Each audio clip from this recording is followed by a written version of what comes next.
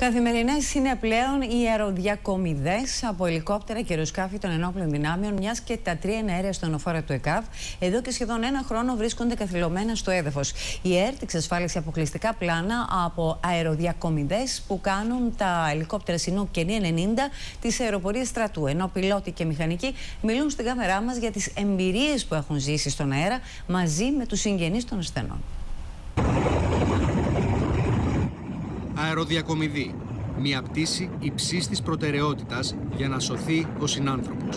Μια πτήση βράδυ με άσχημες καιρικές συνθήκες προκειμένου να παραληφθεί ένα παιδάκι στη θερμοκοιτίδα για να μεταφερθεί σε ένα νοσοκομείο αποτελεί για εμάς προτεραιότητα.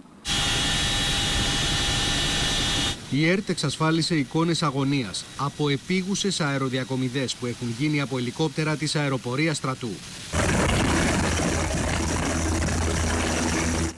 Στην αεροδιακομιδή, πιλότοι, μηχανικοί και γιατροί του ΕΚΑΒ βλέπουν τις δύο όψεις του νομίσματος που λέγεται ζωή. Έχει συμβεί σε νεογνώ που πήραμε από την Ρόδο για αεροδιακομιδή στο Ηράκλειο της Κρήτης να προσπαθούν με αναζωογόνηση καρδιοαναπνευστική να το επαναφέρουν στη ζωή, γιατί πάθαινε συνεχείς ανακοπές.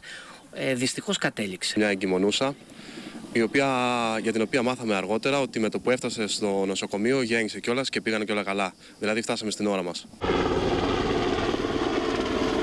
Τα τρία ελικόπτερα που είχε στη διάθεσή του το ΕΚΑΒ έχουν καθυλωθεί από το τέλος του 2015. Το συνολικό κόστος επισκευής και των τριών υπολογίζεται στα 2,5 εκατομμύρια ευρώ. Οι αριθμοί μιλούν από μόνοι τους για τους κατ' επίφαση αντιπαραγωγικούς. Chinook και NH-90 από τις αρχές του χρόνου έχουν πετάξει για αεροδιακομιδές πάνω από 100 ώρες, μεταφέροντας περισσότερους από 40 ασθενείς. Έχει χρειαστεί να βοηθήσουμε τον γιατρό που βρίσκεται πάντα μαζί μας, του ΕΚΑΒ, σε διάφορες συνθήκες. Απαιτούνται κάποιες ενέργειες δικές του, να του δώσουμε το μηχάνημα, να τον βοηθήσουμε με την μπουκάλα οξυγόνου. Καθημερινές είναι οι αεροδιακομιδές με ελικόπτερα τύπου Chinook, κυρίως από την νησιωτική Ελλάδα, εκεί που δεν μπορεί να φτάσει κάποιο αεροσκάφος. Όμως το αεροσκάφος C-12 της αεροπορίας στρατού σώζει και αυτό ζωές. Πώς? Μεταφέροντας μοσχεύματα σε διάφορα σημεία της Ελλάδας αλλά και το εξωτερικό. Γίνεται μεταφορά μοσχευμάτων με τη βοήθεια του ΕΚΑΒ σε όλα τα νησιά και σε παραμεθόριο κατά κύριο λόγο που χρειάζεται να πάει γρήγορα κάποιο μόσχευμα. Η καμπίνα συμπιέζεται κανονικά, έχει δροσιά, από το μόσχευμα δεν έχει κανένα απολύτως πρόβλημα. Την καλοκαιρινή περίοδο οι αεροδιακομιδές αυξάνονται κατακόρυφα.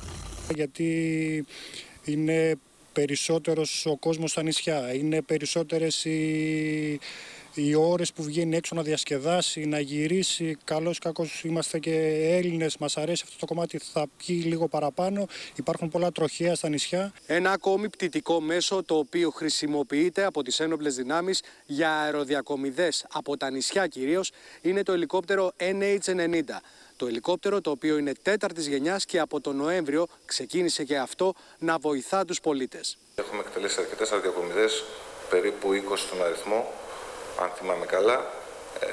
Και όπως σας είπα και πριν, χαρακτηριστικό μας είναι ότι μπορούμε να πετύχουμε σύντομη αεροδιακομιδή. Το ελικόπτερο αυτό κατευθύνεται από υπολογιστές.